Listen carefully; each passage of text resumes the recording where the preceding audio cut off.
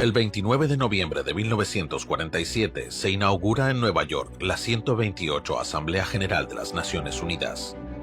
En el orden del día figura la partición de Palestina en dos estados, uno para los árabes y otro para los judíos. La resolución se considera adoptada si 2/3 de las 56 naciones representadas votan a favor.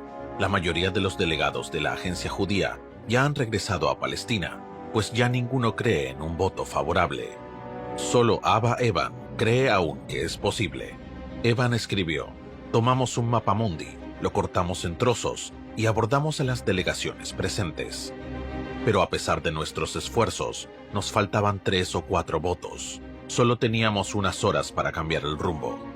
Enviamos telegramas a todos los rincones del mundo, despertando en plena noche a personalidades influyentes para pedirles que hicieran lo que parecía imposible. Todo el mundo utilizó su influencia, grande o pequeña, en un intento desesperado por inclinar la balanza a nuestro favor. Sabíamos que Francia tenía intención de abstenerse. Convencí a Chaim Weizmann para que se pusiera en contacto con Léon Blum. Ambos se conocían desde hacía tiempo. Le envió un telegrama que terminaba con las siguientes palabras: ¿puede Francia abstenerse y quedarse al margen, en un momento que quedará grabado para siempre en la memoria de la humanidad?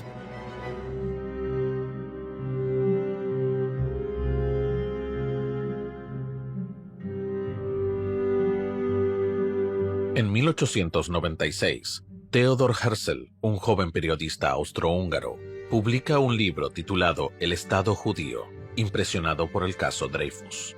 Herzl está consternado por el creciente antisemitismo en toda Europa y escribe: si lo quieren, no se quedará en una ilusión. Dennos la soberanía sobre un pedazo de la superficie de la tierra suficiente para las justas necesidades de nuestro pueblo, y nosotros nos encargaremos de todo lo demás.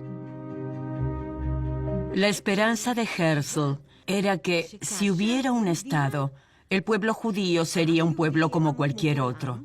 El mundo quizás se comportaría con él como con cualquier otro pueblo, lo que llevaría a una disminución gradual del antisemitismo. Sin embargo, también escribe que el antisemitismo está tan profundamente arraigado, y así ha existido durante siglos, que puede que esa esperanza no se pueda hacer realidad, y no ve otra solución para el antisemitismo y la diáspora que fundar un Estado y vivir en él.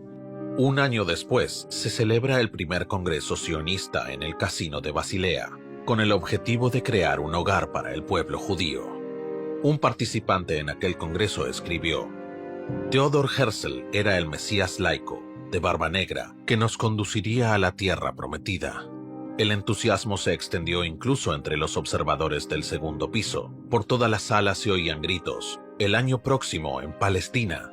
Un año después, Herzl viaja a Egipto por primera y única vez, y luego a Palestina. En su diario escribió: Jerusalén es hermosísima. La ciudad de David es impresionante a la luz de la luna.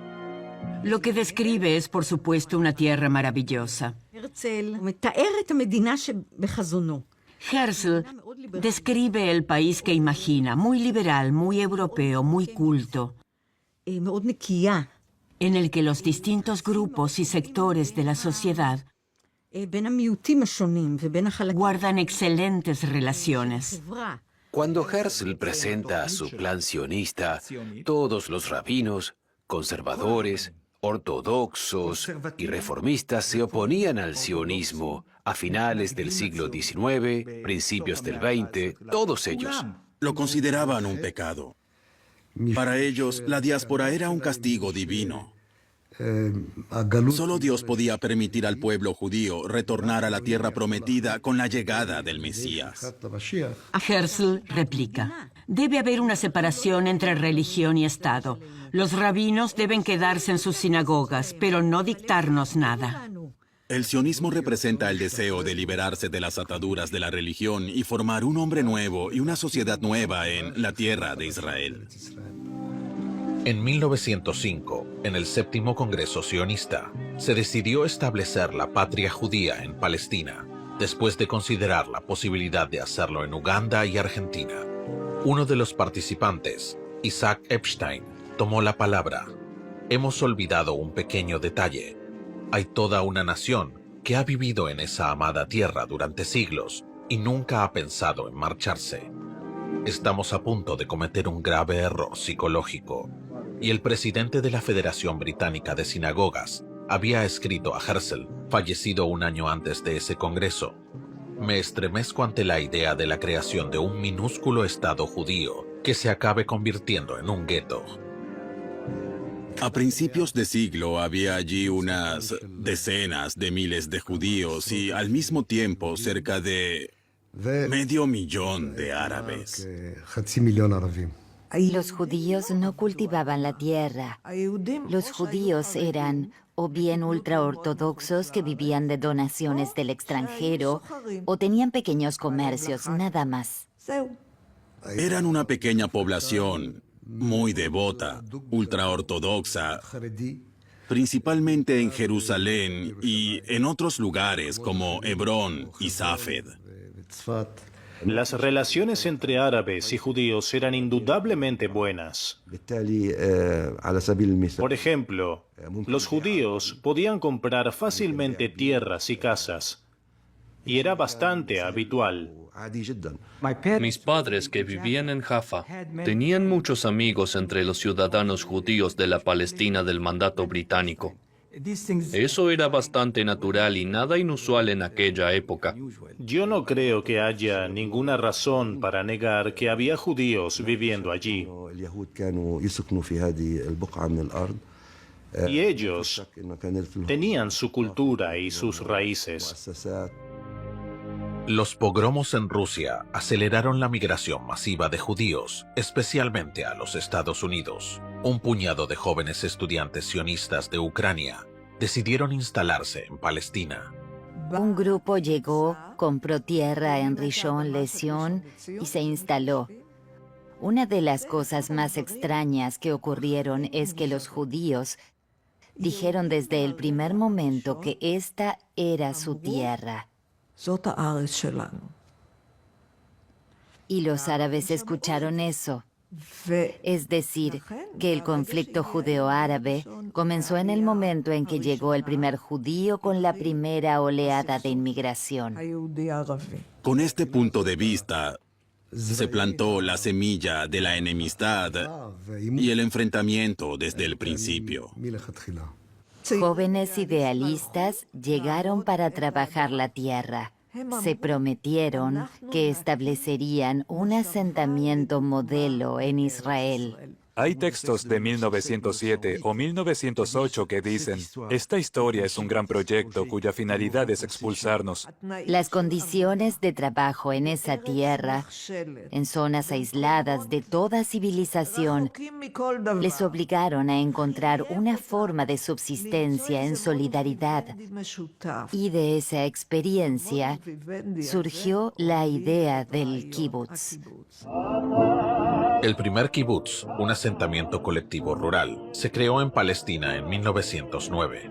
Lo fundaron jóvenes idealistas de Europa que querían construir un nuevo estado y una nueva forma de vida. Metido en el barro hasta aquí, mi abuelo plantó eucaliptos para secar pantanos. Mi abuela hacía grava de la piedra con un martillo. Vivieron en una carpa durante 5 años. Para el resto del mundo, Palestina era un territorio abandonado, completamente deshabitado. Era una región desolada, llena de desiertos y pantanos. Lo dice el refrán: la novia es hermosa, pero ya está casada. Pero ellos no podían admitirlo, con lo que inventaron un lema para justificar y legitimar el proyecto de la llegada de su comunidad extranjera que llega al hogar de la población local. Y lanzaron al mundo el lema: un país sin pueblo para un pueblo sin país. Fue la peor de las mentiras. Sostenían que estaban convirtiendo esta tierra en un paraíso. Aquello era un completo desierto. Afortunadamente llegamos nosotros, así decían. Esta historia de la tierra desértica Se remonta al siglo XIX, cuando las potencias europeas empezaron a describir Tierra Santa como una región desolada que había que revivir a toda costa. Los musulmanes nunca sintieron desconfianza hasta que surgió el movimiento sionista. No podían imaginar que su relación con los judíos podría cambiar algún día y que el pueblo palestino lo pagaría tan caro. El asentamiento judío contribuyó en cierta medida al deterioro de las relaciones judeo-árabes.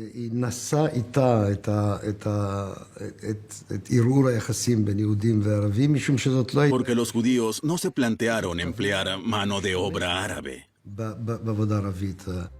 Bajo la influencia del movimiento sionista, cada vez más judíos compran tierras en Palestina. Entre 1908 y 1913 se fundan 11 nuevas colonias judías. En este período aparecen también los primeros indicios de oposición árabe al movimiento sionista. Algunos árabes protestan contra la venta de tierras a los judíos. Todos los dirigentes árabes palestinos vendieron tierras a los sionistas. Hay pruebas de ello. Empezaron a apropiarse de tierras y la gente se dio cuenta de que había un problema. ¿Cómo vas a vivir en paz con alguien que llega y quiere aquí un Estado judío? Es igual si ha comprado la tierra o no, pero no quiere un Estado judío árabe, sino un Estado judío. Las tensiones surgieron de inmediato. Y estas tensiones crecieron conforme iban llegando más oleadas de inmigración. Y conforme los árabes iban notando que la tierra se les escapaba entre los dedos. La Primera Guerra Mundial cambia la geografía de Oriente Próximo. El Imperio Otomano es desmantelado. La región, a excepción de Turquía, pasa a ser administrada por las potencias occidentales. El acuerdo secreto Sykes-Picot entre Francia y Gran Bretaña convierte a Palestina en un mandato británico. Los británicos hicieron todo lo posible para dar a los judíos un estado en Palestina. Por no hablar de la declaración Balfour que prometió esta tierra a los judíos. Para garantizar una presencia occidental en la región, el ministro británico de Asuntos Exteriores, Arthur James Balfour, escribe una carta abierta al líder sionista, Lord Lionel Walter Rothschild, en noviembre de 1917. El gobierno de Su Majestad ve con buenos ojos el establecimiento de una patria nacional para el pueblo judío en Palestina y hará todo lo posible para facilitar la consecución de ese objetivo, con la condición de que no se haga nada que pueda perjudicar los derechos de las comunidades no judías existentes. La declaración Balfour es la declaración de un colonialista que hace a otra persona un regalo que no le corresponde. En 1917, cuando Gran Bretaña abrazó el proyecto de establecer una patria para los judíos en Palestina, los palestinos constituían más del 98% de la población. La cifra más confiable es la de 1919, cuando los británicos tomaron el país y realizaron un censo serio por primera vez. En 1919 había 700.000 arabófonos, es decir, árabes, y 70.000 judíos. Los británicos tenían perfectamente claro desde el principio que si querían quedarse mucho tiempo, tendrían que dividir el país. El primer acto de partición ya fue absolutamente perverso. En su primer censo, los británicos crearon categorías que antes no existían. Una categoría judío y otra árabe. Y esto continuó después con una idea. Si hacemos que peleen entre ellos, podemos ser los árbitros eternos en este juego. Los primeros disturbios antijudíos se producen en Jerusalén en marzo y abril de 1920 y en Jaffa y Tel Aviv en mayo de 1921. El saldo, más de 50 muertos. El ministro para las colonias, Winston Churchill, inicia una investigación sobre los sucesos. A principios de 1922, publica un libro blanco para aclarar las posiciones británicas sobre Palestina. En julio de 1922, la Sociedad de Naciones otorga a Gran Bretaña el mandato de preparar una patria nacional para el pueblo judío. Entre 1924 y 1928 llegan a Palestina más de 60.000 judíos. El 20 de agosto de 1929 estallan disturbios debido a disputas entre musulmanes y judíos por el acceso al Muro de las Lamentaciones de Jerusalén. 2 días después, corren rumores sobre un inminente ataque judío a la mezquita de Al-Aqsa. Como consecuencia, se producen disturbios contra los judíos en la ciudad vieja de Jerusalén, que se extienden a toda Palestina. En Hebrón son asesinados 67 judíos, entre ellos mujeres y niños. En otras masacres en Safed mueren 18 judíos. En total, 133 judíos mueren a manos de árabes durante unos disturbios que duran una semana. Un informe británico afirma: estos disturbios son expresiones locales de hostilidad de los árabes hacia los judíos, resultado de la frustración de las aspiraciones políticas y nacionales de los árabes. Los nazis llegaron al poder en 1933. A partir de allí comenzó la persecución de los judíos de Alemania y después de Austria. A partir de 1933, el gobierno nazi organiza el boicot a los negocios de judíos. La agencia judía firma un acuerdo con el Ministerio de Economía del Tercer Reich por el que se permite a los judíos alemanes emigrar a Palestina a condición de que dejen atrás la mayor parte de sus bienes. Entre 1933 y 1939, decenas de miles de inmigrantes dan un nuevo impulso a la economía palestina. La mayoría son intelectuales, científicos, arquitectos y artistas. Se fundan numerosas empresas.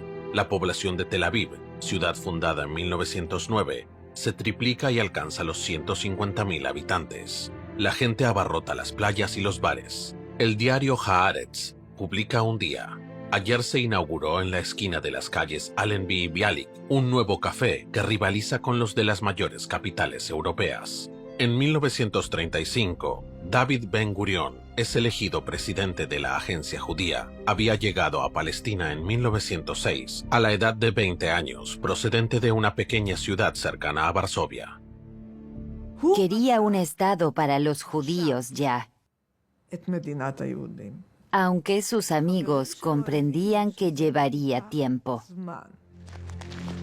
Ese mismo año, Ben-Gurión se convirtió en comandante en jefe de la Haganá, una asociación paramilitar judía en Palestina que fue prohibida por los británicos. En abril de 1936, los árabes de todo el país convocan a una huelga general, exigiendo el fin de la inmigración y la prohibición de la venta de tierras a los judíos. La resistencia árabe en Palestina culmina en la Revuelta Árabe de 1936, dirigida tanto contra el sionismo como contra la presencia británica en Palestina. El resultado de los disturbios es espantoso. Varios centenares de árabes son asesinados por los británicos y también mueren más de 300 judíos. En octubre, se forma el Alto Comité Árabe, presidido por el Gran Muftí de Jerusalén, Amin al-Husayni.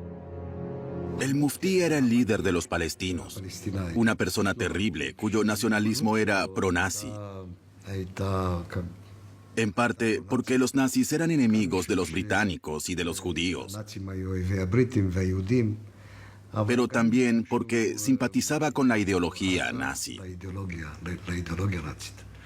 Que el muftí de Jerusalén se arrojara a los brazos de Hitler en Berlín fue un acto de ceguera absoluta. El muftí se refugió en Berlín y allí intentó formar nuevas unidades de las SS, unas SS musulmanas, y quería que invadieran Palestina con el ejército alemán para acabar con los judíos aquí. El muftí no tenía ningún estatus especial en Alemania. A Hitler le importaba un bledo y lo despreciaba. Pero el muftí se hizo amigo de Eichmann. En 1935, Eichmann se convirtió en jefe del Departamento para Asuntos Judíos del Servicio de Seguridad de las SS. Fue enviado a Palestina para, según decían, conocer mejor al enemigo. Es decir, aprender hebreo y familiarizarse con las costumbres, para luego regresar a Alemania. Supuestamente, así sabría con quiénes estaba tratando y cómo tratarlos. Los nazis pensaban que tenían que averiguar quiénes eran exactamente los judíos. Así que el muftí se hizo amigo de Eichmann. Y Eichmann también dijo que eran amigos. El muftí escribió en sus memorias que eran amigos, es decir, que los unía el interés común de deshacerse de los judíos. Vagamos, mucho tiempo después, el precio por esa loca aberración del muftí de Jerusalén. El historiador Haggai Horowitz escribirá más tarde: la primera señal del cambio de objetivo del movimiento nacional árabe fue el compromiso del gran muftí de Jerusalén con Hitler. La amenaza a nuestra existencia se hizo evidente para todos por primera vez. Ya no era imaginaria. Ese fue el golpe que cambió la naturaleza del conflicto y nuestra estrategia de lucha. Mientras los nazis ya han promulgado las leyes de Nuremberg y la vida de millones de judíos en Europa se ve amenazada, los británicos bloquean las rutas de emigración a Palestina y las demás naciones se niegan a aceptar judíos. En Estados Unidos, las cuotas de inmigración establecidas por el Congreso limitan el número de refugiados procedentes de Alemania y Austria.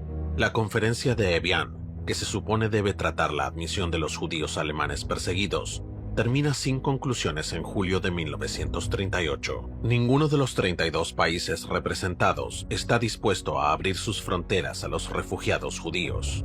Ante el peligro de guerra con Alemania, los británicos, ansiosos de evitar que los árabes se unan a las potencias del eje, organizan en febrero de 1939 la Conferencia de St. James, en la que participarán por primera vez judíos y árabes. Pero las delegaciones árabes se niegan a reunirse con los representantes de la agencia judía. Más que nunca, los británicos ven Palestina como un polvorín. Publican un nuevo libro blanco que reduce considerablemente el número de nuevos inmigrantes y declara inequívocamente que no tienen intención alguna de establecer un Estado judío en Palestina. En septiembre de 1939, el ejército alemán invade Polonia. La Segunda Guerra Mundial arrasa Europa y el norte de África. El cuerpo africano de Rommel bien podría marchar hacia Palestina. Ben Gurión declara: lucharemos contra Hitler con los británicos como si no hubiera libro blanco, y lucharemos contra el libro blanco como si no hubiera guerra. Los estados mayores de la Haganá y del ejército británico acuerdan formar una brigada judía dentro del ejército británico para luchar contra las tropas alemanas. Mi padre leía los periódicos en 4 idiomas cuando era niño. Tenía una conciencia política muy desarrollada. Su madre había muerto en 1939, poco después de la invasión nazi. Entonces convenció a mi abuelo, que era un judío tradicional, de que no había otro lugar para los judíos que la tierra de Israel. Durante 4 meses anduvieron errando, primero en la llanura del Danubio, hacia el sur, y luego como inmigrantes ilegales en un barco. Ningún país del mundo les permitió desembarcar, ni Gran Bretaña bajo Churchill, ni Estados Unidos bajo Roosevelt. Él era un niño judío de 12 años y solo tenía mar bajo sus pies. Finalmente llegaron aquí y los británicos los arrestaron. Llegó más gente, cientos de miles más. Y todo el mundo contaba lo que estaba pasando. Entonces se pensaba que los guetos era lo peor. Pero entonces llegaron noticias terribles de Polonia, de maldades extremas, de crecientes matanzas en diferentes lugares. No se lo creían. La gente no podía siquiera concebirlo al principio. Pensaba que se trataba de los pogromos y el antisemitismo de siempre. Sonaba demasiado terrible para ser verdad. Y poco a poco, hacia finales de año, empezó a revelarse terrible verdad. Era un asesinato con métodos terribles, enterramiento en fosas, padres obligados a enterrar a sus hijos, fusilamientos en las fosas. En agosto de 1942 llegó un telegrama que decía que Himmler había decidido asesinar con gas a entre 3,5 millones y 4 millones de judíos hasta finales de año, en instalaciones especiales usando el llamado ácido prusiano.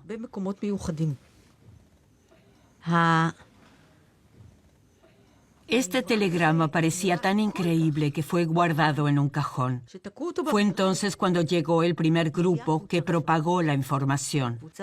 Eso es exactamente lo que está pasando allí, todo es verdad. Es realmente terrible y lo hacen metódicamente. ¿Cómo iban a querer oír eso si la mayoría de ellos había emigrado de Europa? Eso significaba que habían perdido allá a su familia y su comunidad. Termina la Segunda Guerra Mundial, pero la victoria aliada sobre la Alemania nazi no cambia la política de los británicos. Esta fue una prueba clara de que los sionistas estaban siguiendo el camino correcto. Porque un pueblo que no tenía Estado era un pueblo que se podía conducir como corderos al matadero. Y también porque los que habían sobrevivido en Europa no sabían a dónde ir. Había muchos judíos buscando un lugar donde establecerse. Los Estados Unidos mantenían las puertas cerradas. No concedían permiso para entrar. Nada de inmigración a los Estados Unidos. Es decir, que los judíos habrían venido aquí incluso sin la Shoah. Habrían venido más judíos. El Palmaj, la organización paramilitar judía, me envió a Europa después de la Shoah. Busqué a los que habían quedado en Europa.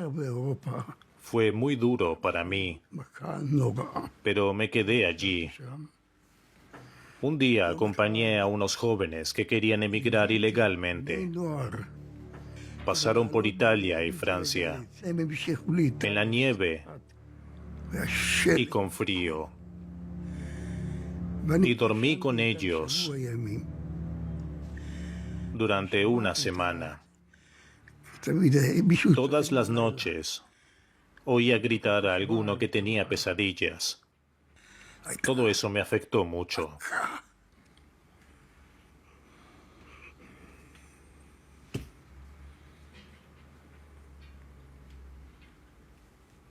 Todo eso me marcó.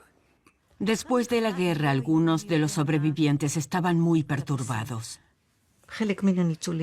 Debido a la pérdida, a tanto sufrimiento y a la sensación de estar solos en el mundo. Eran personas con terribles traumas. Nadie podía realmente hablar de ello y explicar cuáles eran los traumas. La mayoría había perdido a sus familias. Si había una familia con abuelos, decíamos, imagínate que todavía tienen abuelos. Parecía que algo así solo existía en los libros y no en la vida real. Nací en septiembre de 1946 en un campo para personas desplazadas, refugiados judíos, en Austria, cerca de Linz. Pasé los 2 primeros años en ese campo. Allí crecí. A partir de 1945, los judíos sobrevivientes van a parar a los llamados campos de desplazados de Alemania y Austria. Allí son encerrados tras alambradas de púas y sometidos al trato desconsiderado de los soldados aliados. Sin embargo, no quieren regresar a los países donde sus familias fueron asesinadas. Un alto funcionario estadounidense le dice al presidente Truman: podría decirse que estamos tratando a los judíos igual que lo hicieron los nazis, solo que no los estamos exterminando. Nos fuimos de Polonia. Eso fue en el verano de 1946, después del pogromo de Kielce. Podríamos haber ido a los Estados Unidos, pero mi madre dijo, después de la Shoah debemos ir a un lugar judío.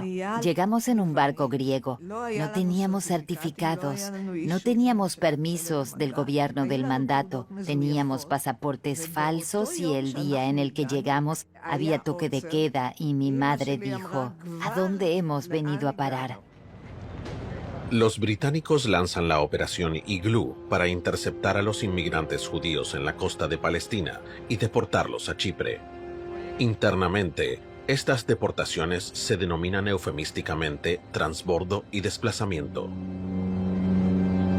Cuando los barcos con inmigrantes ilegales llegan al puerto de Haifa, ya los espera allí el ejército británico.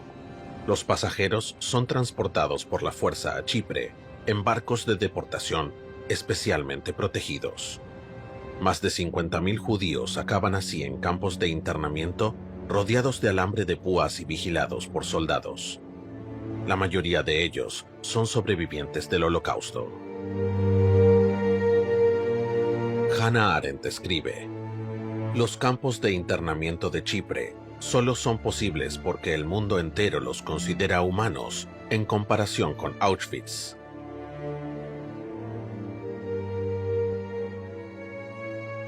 Los británicos bloquearon la inmigración judía no porque hubieran cambiado fundamentalmente su política, sino porque sabían que sus días en Palestina estaban contados. En junio de 1946, los británicos lanzan la Operación Ágata. Durante un registro, han encontrado documentos que confirman que la agencia judía propugna acciones de sabotaje. Los británicos toman medidas enérgicas. 2.700 personas son detenidas. Esto supone un duro golpe para los sionistas. Un mes más tarde, miembros de la organización paramilitar clandestina Lehi atentan con una bomba contra el cuartel general británico en el Hotel King David, matando a 91 personas. Paradójicamente, esta acción, condenada en todo el mundo, beneficiará a la causa sionista. Los británicos se dan cuenta ahora de que no pueden resistir durante mucho más tiempo a las organizaciones judías, cada vez mejor organizadas, y se deciden por la retirada. Poco a poco se fue creando una atmósfera cada vez más hostil hasta que las cosas se pusieron bastante feas en 1947. A petición de los británicos, la ONU envía una comisión internacional de investigación en abril de 1947. Su informe final recomienda la partición de Palestina en un estado judío y otro árabe. Gran Bretaña rechaza la propuesta y declara que renunciará a su mandato en un plazo de 6 meses. No cabe duda de que la Shoah tuvo un impacto muy grande en la mayoría de los Estados miembros de las Naciones Unidas. Y el comité de la ONU que vino aquí, después de recorrer los campos de refugiados en Europa, determinó que, en vista de lo ocurrido, no tenían más opción que conceder a los judíos un país. En 1948, los dirigentes palestinos no comprendieron que, en vista del Holocausto, el mundo entero se había convencido de que se debía una reparación a las víctimas en forma de un Estado judío y que esta era la única respuesta adecuada a la barbarie nazi. Aún antes del informe final de la comisión de investigación, la agencia judía ya intentaba obligar a los británicos a abrir las fronteras de Palestina a los judíos. Fletó un viejo barco bautizado Éxodo 1947 que llegó a Haifa en julio con 4.500 inmigrantes judíos procedentes de Europa Central. La mayoría de los pasajeros han sobrevivido a los campos de exterminio nazis, pero en lugar de resignarse en los nuevos campos de desplazados, han optado por emigrar ilegalmente a Palestina. Pero sus esperanzas de ser aceptados en la tierra prometida se ven truncadas por la Royal Navy, que registra el barco. La aglomeración se salda con la muerte de 3 pasajeros. Un centenar resultan heridos. Hubo fuertes conflictos a lo largo de todo el trayecto. De Haifa fueron enviados a Francia y de allí de vuelta a Hamburgo. Esta historia cambia las cosas. Los británicos se enfrentan ahora a la opinión pública internacional, que considera que el llamado problema judío debe resolverse de la forma más pacífica posible. En Naciones Unidas, las delegaciones pasan a votar sobre el futuro de Palestina. David Ben-Gurion escucha los primeros resultados por radio. A su lado, Eleanor Roosevelt, la viuda del presidente estadounidense. Ella hizo campaña para que Estados Unidos entrara en la Segunda Guerra Mundial y desempeñó un papel crucial en la fundación de las Naciones Unidas. Francia guarda silencio sobre sus intenciones, pero Léon Blum, muy conmovido por el telegrama de Chaim Weizmann, ha prometido hacer valer su influencia. El presidente estadounidense Truman presiona a los representantes de los estados renitentes para que voten a favor de la partición. A Filipinas y a Haití se les prometen préstamos a cambio del voto. Los opositores a la partición eran mayoría, pero los estadounidenses utilizaron el Día de Acción de Gracias como excusa para aplazar la votación. Volvieron después a la asamblea con los votos de 2 pequeños países que casi nadie sabía siquiera dónde estaban. Los habían convencido durante la pausa y así lograron que los votos a favor fueran mayoría. El ministro de Exteriores soviético, Andrei Gromyko, sorprende al mundo occidental con un inesperado discurso pro-sionista. Durante la última guerra, el pueblo judío tuvo que soportar un sufrimiento extraordinario. Esto explica el deseo de los judíos de tener su propio Estado, y sería injusto negarles este derecho. Gromyko se mostró pro-sionista, pero durante décadas los soviéticos habían perseguido y acusado a los sionistas y los habían metido en gulags. El discurso de Gromyko no tenía nada que ver con lo ocurrido. Los diplomáticos soviéticos no eran precisamente sentimentales. Se trataba de intereses. Los soviéticos sabían que los británicos se irían y querían tomar su lugar en Oriente Próximo. Querían estar presentes aquí antes que Estados Unidos. Soviet Union, yes. United Kingdom, abstain. France, yes. The resolution of the DUC Committee for Palestine was adopted by 33 votes, 13 against, 10 abstentions.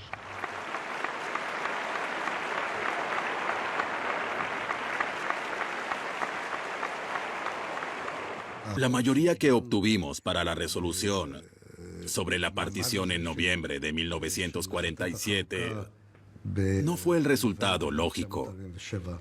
Fue muy difícil conseguirla.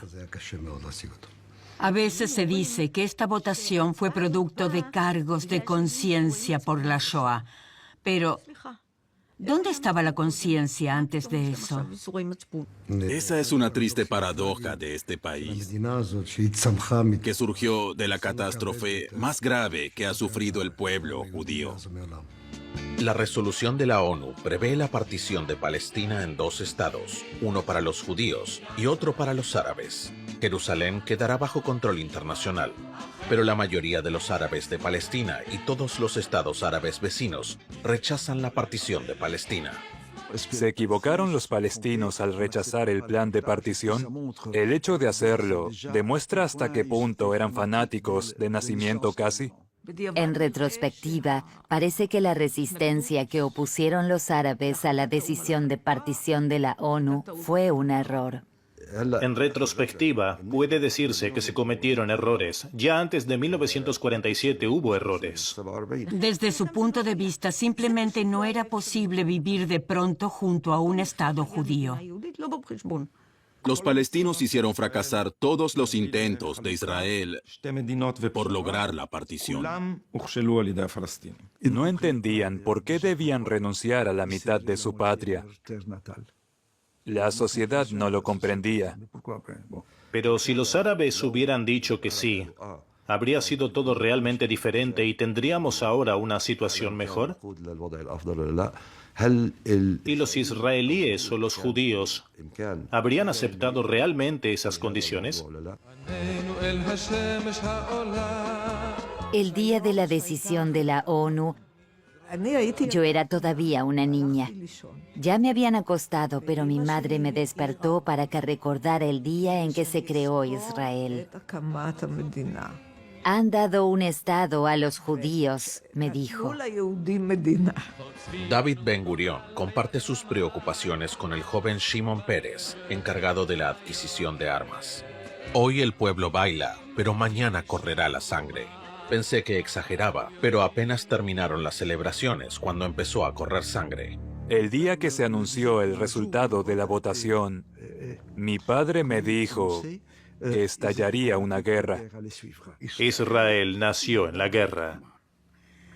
El pueblo bailó toda la noche del 29 de noviembre.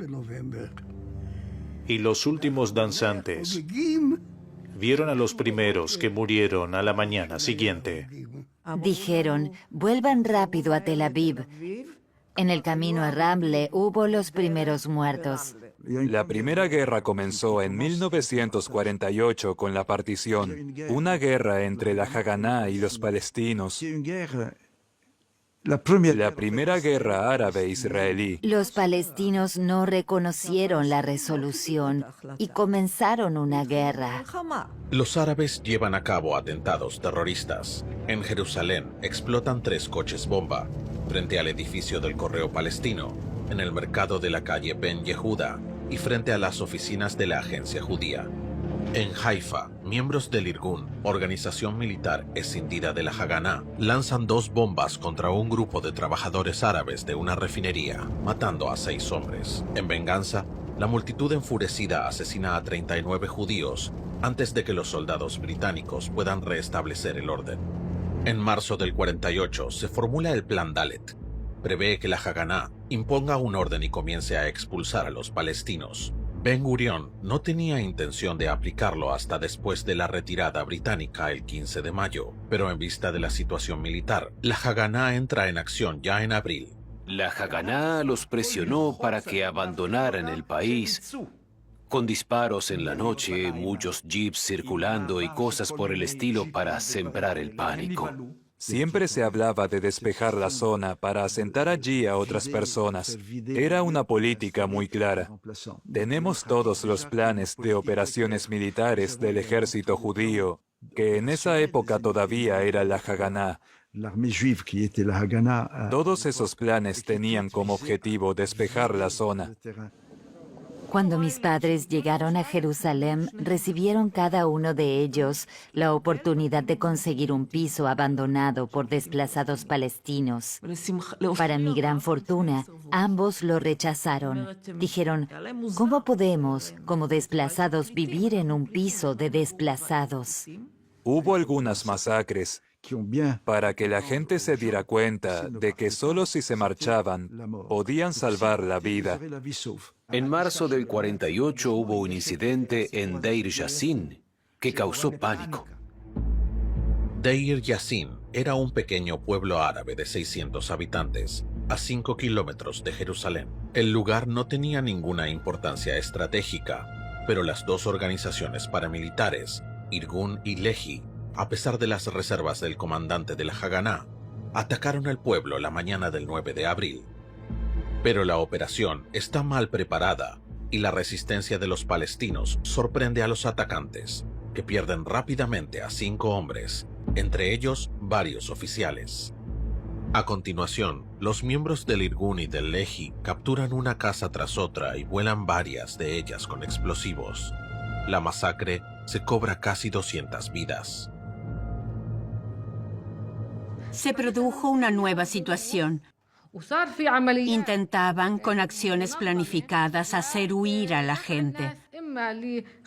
Por ejemplo, asesinando a gente, como ocurrió en Deir Yassin, o en otros pueblos y ciudades como Lod. La gente huía temiendo por su vida. Todos oyeron hablar de Deir Yassin y todos pensaban, si nos quedamos, los soldados judíos también nos matarán, como hicieron en Deir Yassin. Así que mejor nos vamos. Este rumor sobre Deir Yassin era aterrador. Estaban seguros de que los sionistas los matarían a todos. Yo creo que los sionistas no querían matarlos, sino expulsar al mayor número posible. Deir Yassin se utilizó muy rápidamente como arma psicológica para intimidar a más y más árabes y obligarlos a abandonar sus hogares. Poco después de esto, el primer embajador estadounidense en Israel tiene una conversación con Weizmann, llamado el pacifista. Le dice que considera tales masacres innecesarias.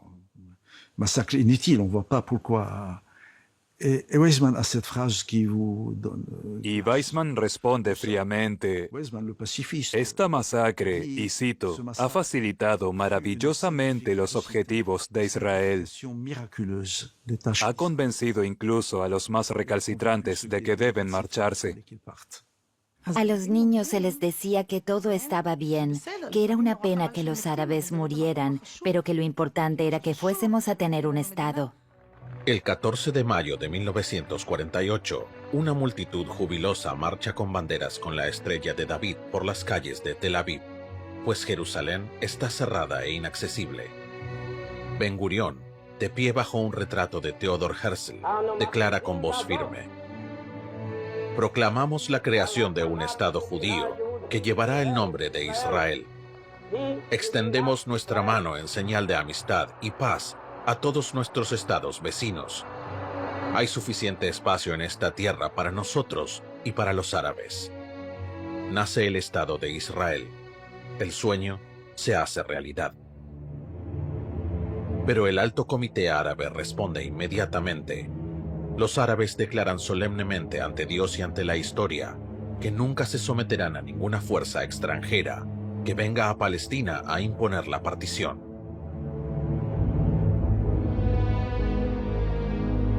Gran Bretaña termina oficialmente su mandato y retira sus tropas. El comandante en jefe británico cede simbólicamente el mando de Palestina a los dirigentes sionistas. No pude dormir durante unos días por la emoción. Estar en Tel Aviv sin los británicos.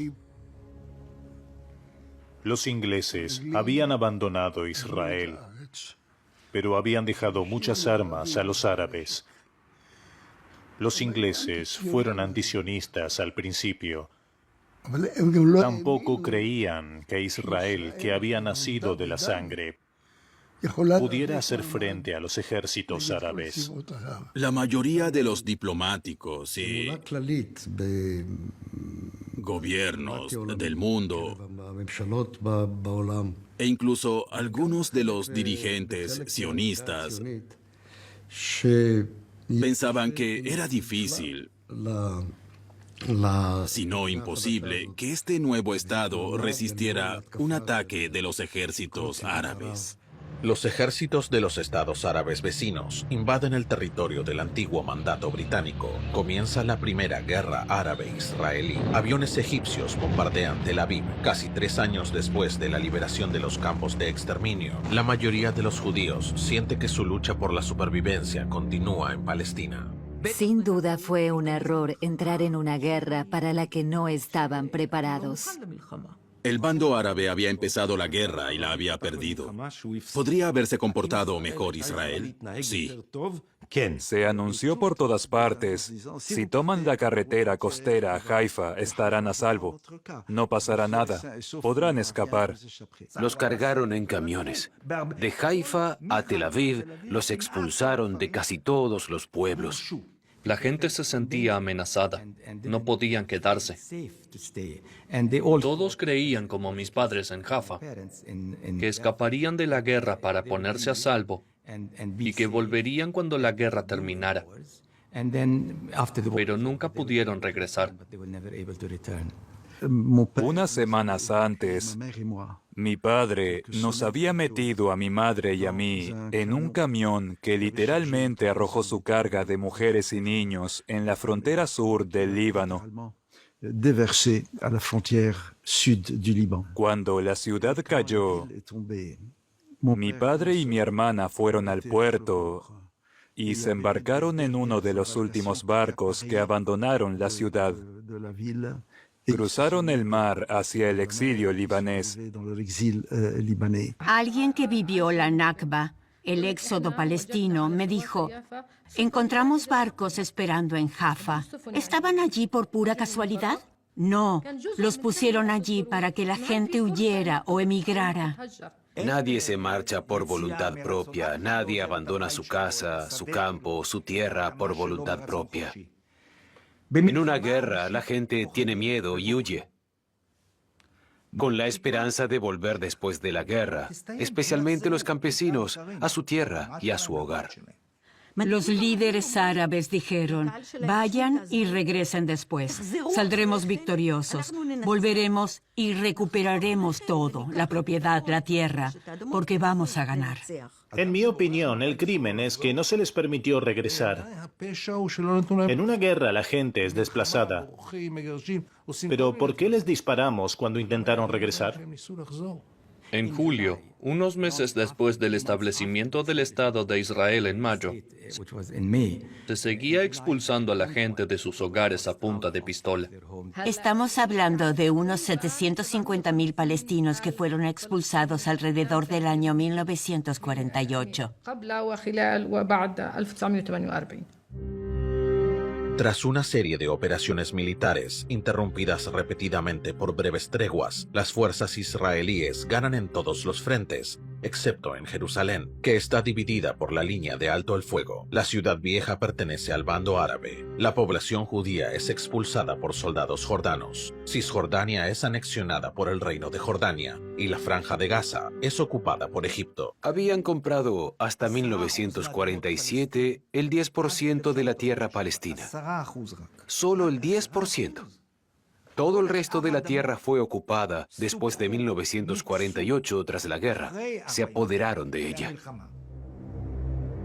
La guerra de 1948 provoca la huida de la mayoría de los 900.000 árabes palestinos que vivían en estos territorios antes de la creación del Estado de Israel.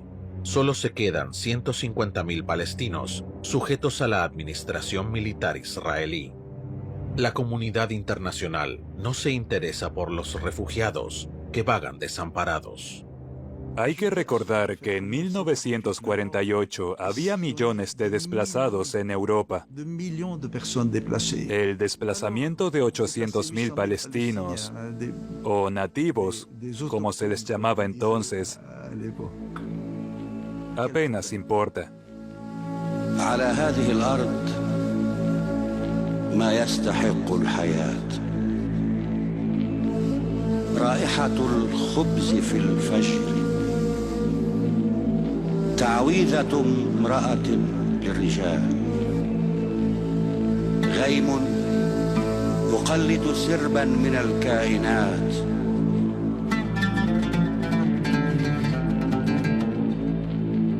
على هذه الأرض سيدة الأرض أم البدايات أم النهايات كانت تسمى فلسطين صارت تسمى فلسطين